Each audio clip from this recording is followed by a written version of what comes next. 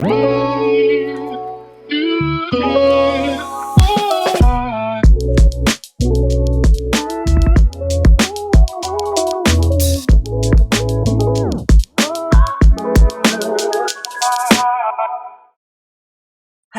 and welcome to Real Menopause Talk. My guest today is Amy Anthony. She's an aromatherapist and aromatic gardener, which she will tell us all about shortly. She tells us how plants found her and how she takes a whole person approach to supporting and alleviating symptoms her clients come to her with. She even shares her greatest hits for female wellness. As with every single interview, I am deeply honoured that my guests choose to share their story with me so I can share them with you. Today, Amy chooses to disclose what she is currently going through, which just goes to reinforce the case for sharing our experiences, not just on a podcast, but with one another, especially when it comes to women's health. Hi, Amy. Hello. It's lovely to meet you. You too. Thank you. Thanks for having me. It's a pleasure. I can't wait to hear about everything that you do. I've not spoken to an aromatherapist or an olfactory gardener. Oh, aromatic gardener. Yeah. Aromatic gardener. I play with plants a lot.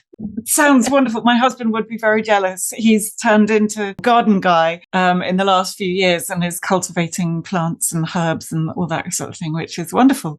To begin with, would you like to tell everybody a little bit about you, where you come from, where you live, family, that sort of thing? Sure. So thanks for having me, of course, and being pleasure. able to I think just share our stories. So I currently live in New York City. I've lived here since 1999, and I currently am an aromatherapist and kind of like defining that for myself, what that looks like. Because as I'm finding, the more I'm being on other people's podcasts, the more I'm meeting people. People don't know what aromatherapy really is here in the United States, and it's new ground. But just to really give you a snapshot of who I am, I was always outside gardening, weeding, a lot of weeding. I have pictures of myself weeding, but I always enjoy being in plants and being alone and being with plants. And I have fond memories of myself like playing with milkweed and skunk cabbage in the wetlands by where I grew up. And I wanted plants in my life. I needed them in my life. And then, you had to go to college and get a job. So I went to business school. I found market research, surveys, focus groups, that kind of thing. Found it fascinating and loved it, but was feeling empty. Long story short, I was kind of getting miserable at my job. Again, loved the job, we'll never say anything bad about the last company I worked at, but, some people belong someplace. I didn't belong there. I'd go to that huge building every day and be like, why am I here? And I look at it and think this. So I quit my job thanks to my amazingly supportive spouse. And aromatherapy found me. I thought I'd be a personal organizer, and I couldn't see owning my own business. And now I do. But aromatherapy found me. The oils, I think I came across, I'm pretty sure it was peppermint. It was rosemary or peppermint. I bought a bottle at Whole Foods and I was like, oh, I'm going to put this in my humidifier because that's, why not? Let's learn about this stuff. And I was hooked. I became obsessed, read books. I found my first workshop nearby here, this place called Enfleurage. Look them up online. They're great. Enfleurage, New York City, had a workshop. I signed up. I bought oils. I was like taking notes. I bought books and I wanted to become certified. This was in 2012, that workshop. And then I wanted to become certified. And lo and behold, thinking I'd have to go across the country here in the US, there was the New York Institute of Aromatherapy, 3 blocks from where I live. Oh, how and perfect. I went. Yep. I told my husband, I don't know why I need to do this. I'm going to get certified. Okay, Amy, sure. I got certified, got a second certification for my level 2. And Amy, who owned the school, asked me to teach. I taught workshops, and then I became qualified to teach level 1 certification and then level 2 certification.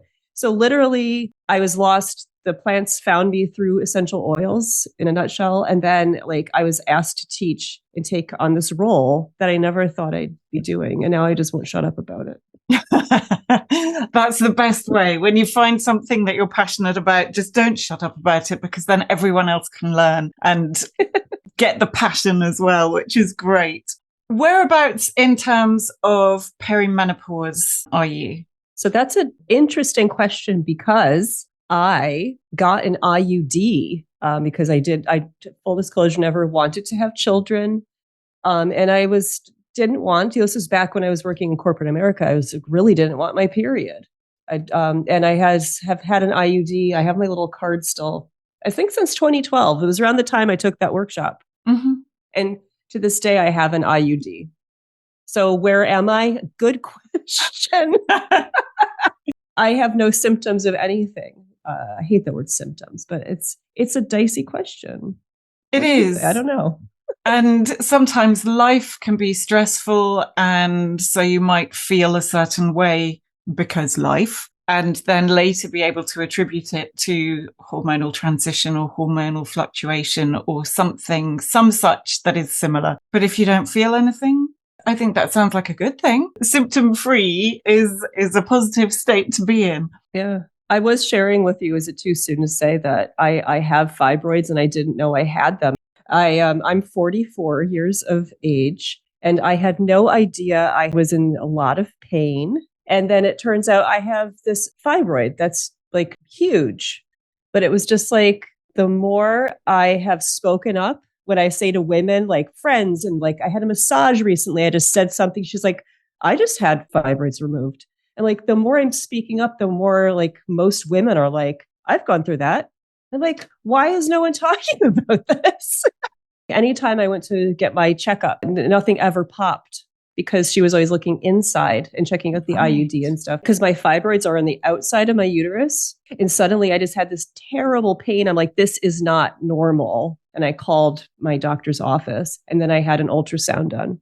And it was just like, wow, okay. When I treat myself right, and this goes into your conversation, I notice when I sleep well, I'm pretty dedicated to going to sleep every day or getting ready for bed at 10:30. I've really cut back on caffeine. I'm trying to treat my liver as kindly as possible. Like an extra glass of wine, I'm like, let me rethink that extra glass of wine. When I treat myself well, I don't have any fibroid symptoms.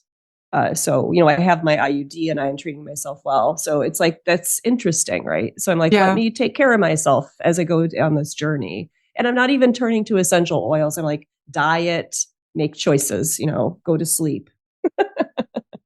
When you do have somebody who is going through perimenopause and does present with symptoms, maybe fatigue, maybe anxiety, maybe the hot flashes, or any number of situations, how do you help them with the essential oils?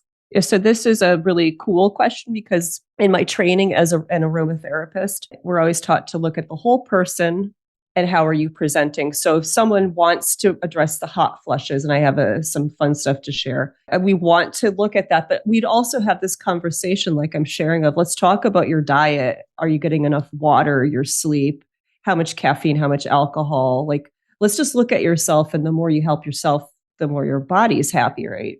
So I'd have that discussion with the client.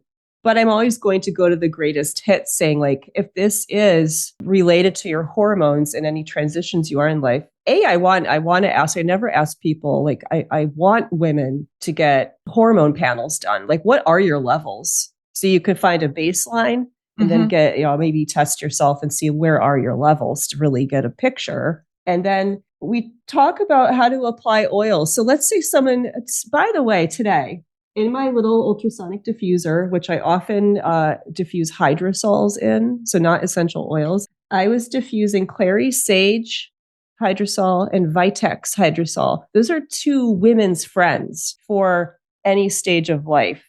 So clary sage, there's still controversy about this, and I saw an upcoming conference someone will be talking about clary sage. People say it's estrogen-like, and it's not. It just helps promote, it promotes estrogen wellness. Let's say that. It's known, even the flower looks like the fallopian tubes when you look at it. It's really interesting. So clary sage is a greatest hit by inhalation. Maybe you make yourself a massage oil to apply to your body. Clary sage will be like pro-femininity, pro-estrogen. Vitex berry, also called Vitex agnus castus, it's called chaste berry. It's been an herbal remedy for a long time for working with progesterone balancing. And I think a lot of people kind of forget when we talk about women's health to even think about progesterone. So I was diffusing those two today, just kind of thinking about me and my fibroids too, and thinking about speaking with you. And I didn't have coffee today because I really am like no more 1 cup in the morning. I'm like, I want to get rid of coffee or caffeine. I put 2 drops of rosemary essential oil into the diffuser. So promoting feminine balance plus alertness. So you were talking before about fatigue. We want to know if you're estrogen dominant, we have to talk about that in certain oils. But for overall promoting feminine wellness, some of the greatest hits are clary sage. I would put vitex berry, and not everyone does. Rose and geranium, Pelargonium graveolens, rose geranium, it's also called. You can start to incorporate those into your life for feminine balance. And rose geranium is gorgeous for inhalation from the bottle in a diffuser topically.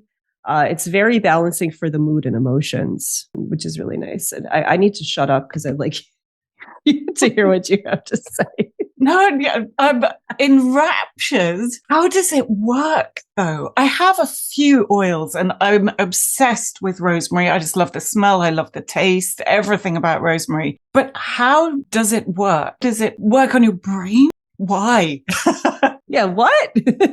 So I know there's a disconnect in aromatherapy when we talk about the ways people perceive and work with oils and olfaction and yada, yada, yada. So when we think about an essential oil, we are working with the lipid-loving, very volatile substances that were obtained from an aromatic plant like rosemary through the distillation process. So think of like distilling alcohol or, distillation. You heat something up, put it under pressure, you inject steam in, and then that steam comes into that plant material. And as it rises, it takes the most volatile, the lightest components, which happen to smell, and they come over on the steam and then get separated out in the cooling condenser, right?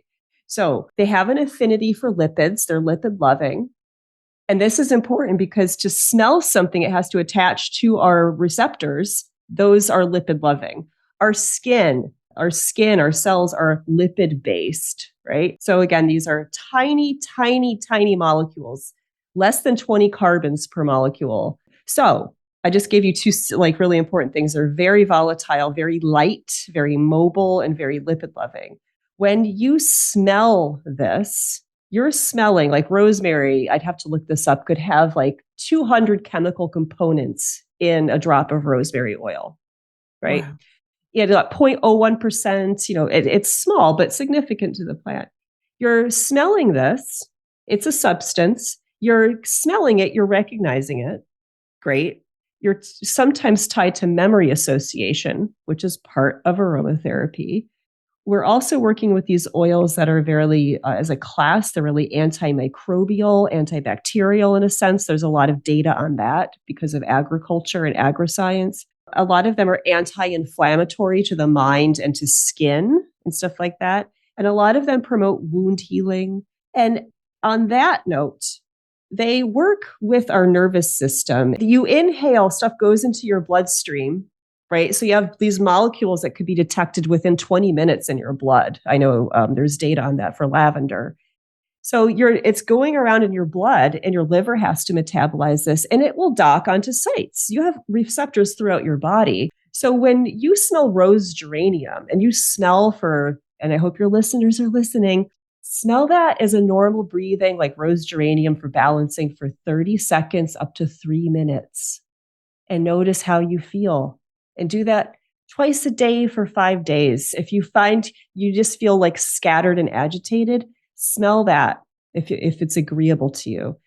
So you're smelling these chemicals, and yes, you might feel good. So that changes your chemistry, but they're floating around and they could dock on receptor sites and influence receptors for GABA, dopamine, and things like that. So there's like a high level. A lot of people talk about essential oils and progesterone. There's some herbalist stuff about it working on like the hypothalamic level and having that cascade happen through the influence. So that's like in a nutshell.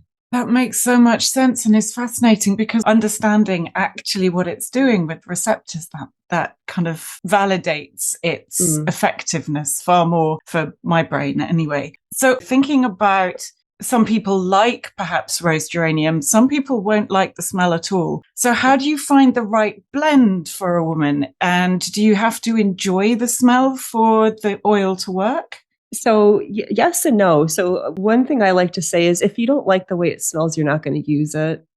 Right? It's like the herbal tea is good for you, and then you see you have picture a kid in your head going no, and like scrunching their face up.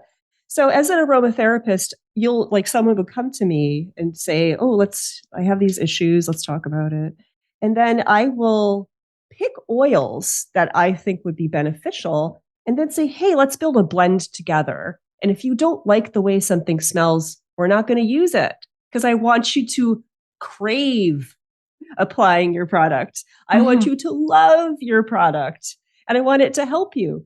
So like that's the way I'd answer your question, because even though there's some greatest hits for things, you can always find another botanical. There's always going to be someone in the cast of characters, as I call it, to help with pain, agitation, anxiety, sleep, and things like that. You are an expert on sexual wellness and well-being as well. What would your greatest hits be for that area? Because sex and general well-being, vaginal dryness being a physical problem for some women, but even just lack of libido, lack of energy, it has an effect on certainly somebody's relationship, but also their own relationship with themselves and their self-esteem. So where do you go with that? Where do you begin? So we already opened the door to like the essential oils. And yes, if you like the smell, great, but please spend some time with it to see how it makes you feel in your body. And some of the kind of greatest hits I would turn to.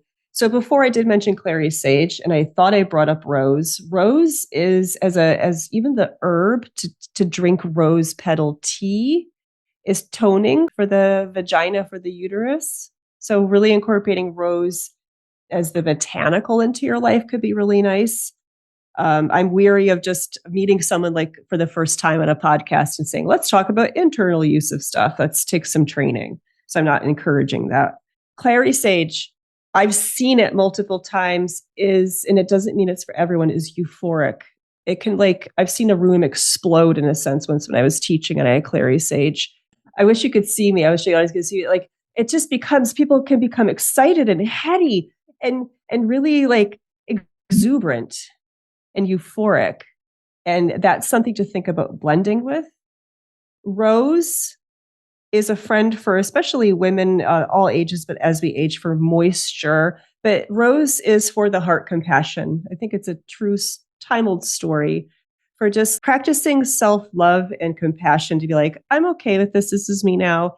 And maybe you're thinking about your partner that you're like, I don't want to have sex because it's been uncomfortable. But maybe it's like thinking of your love for someone else. Because when we slow down and maybe pay attention to each other and give each other a massage, that opens the doors, which also brings in someone like patchouli or vetiver. And time again, I have a video on my website on patchouli.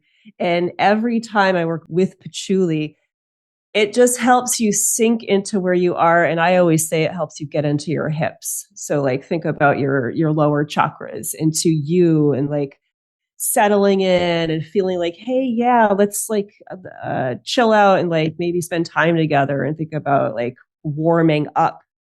And then think about ylang, which is also, it's often used in replacement of jasmine because jasmine's more expensive. Ylang is she goes a bit with clary sage, where you could bring that in to bring in this I always just picture a woman laying on a couch, in repose and feeling very sexy. And that's also the character of jasmine.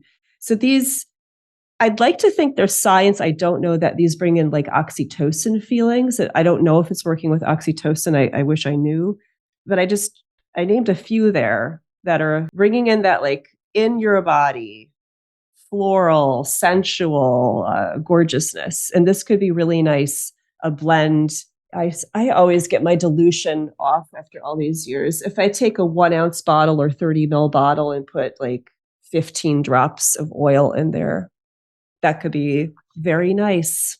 How do you put it all together? So I'm making something for a client I saw last week. It was related to sleep and foot pain. And I was so happy because this was a cis male.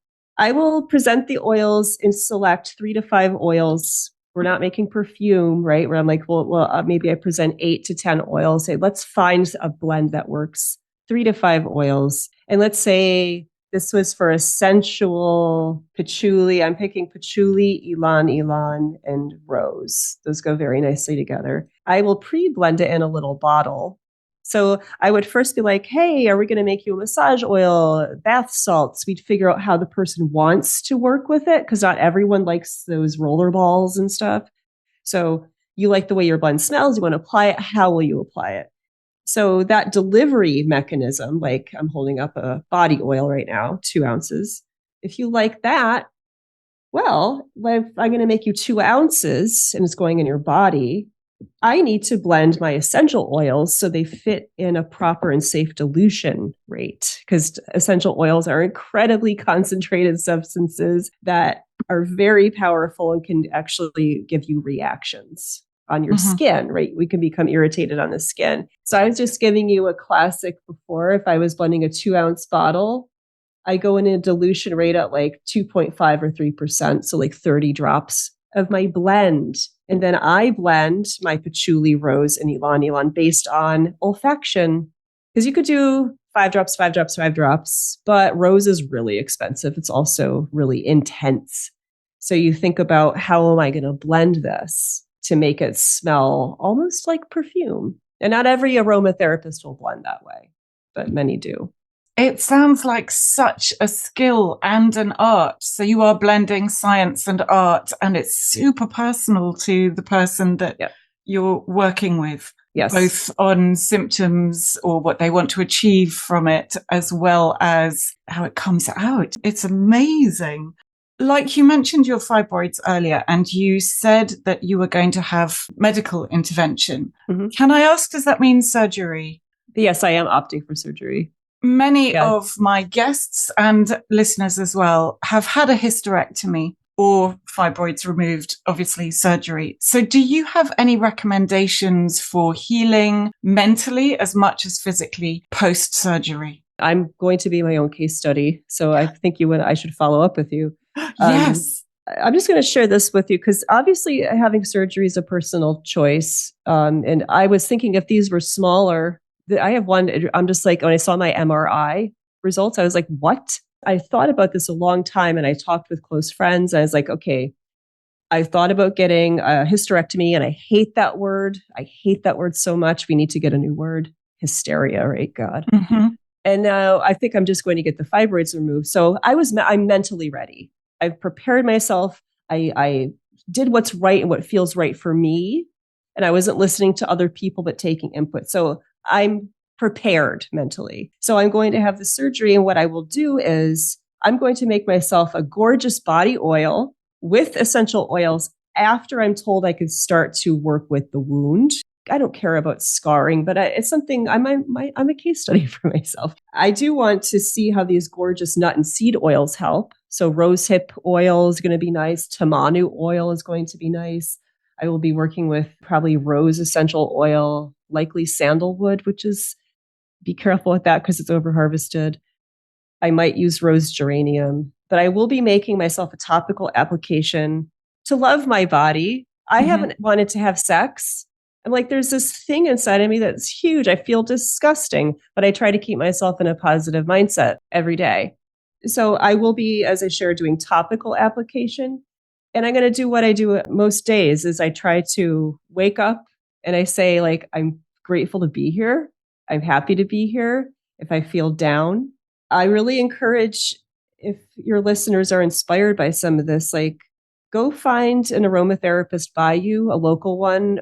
There's great essential oil companies out there that are reputable brands. You're in the UK, correct? Yeah. Oshadi is one in the UK. Florihana is nearby in France. But you can find blends on there. But just remember, if you're feeling a little down, like again, some of those greatest hits I mentioned, maybe you want to buy expensive rose oil or the clary sage or the ylang ylang to help your mood. Patchouli to feel sensual. Vetiver is a grounding oil that smells. It's grounding. It's earthy. It's from a root. It's very calming and lovely. And like, I work with the oils a lot to help me with mindset. So I might be making a roller ball to help with just if I'm feeling sad, but I'm feeling really positive about this. The fact that you're going through that yourself, I know people will relate. So they will be able to take something from that. And obviously, if they're in New York City, then they can come and find you, which is very exciting. Any parting pearl of wisdom? I've been a work in progress my whole life, going from a miserable teenager, working with, depression and stuff like that, to what's my mindset? And I'm grateful for people I'm surrounding myself with that have gorgeous mindsets. So like I said, nearly every morning I wake up, and for years now, I have a hot glass of water. I've stopped doing the lemon water. I'm happy with my hot water. I look forward to that. I'm waking up my body. I'm showering my internal organs. Sometimes I do like 3 minutes of yoga, but I'll just I'm so grateful to be here today. What do I get to do today? And having that mindset, again, thanks to people I'm hanging out with now, it just feels really good.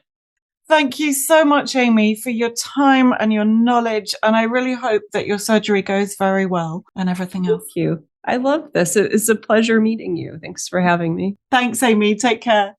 Thanks, Hattie. Bye. You can find Amy on her website, nycaromatica.com, and on Instagram at nycaromatica.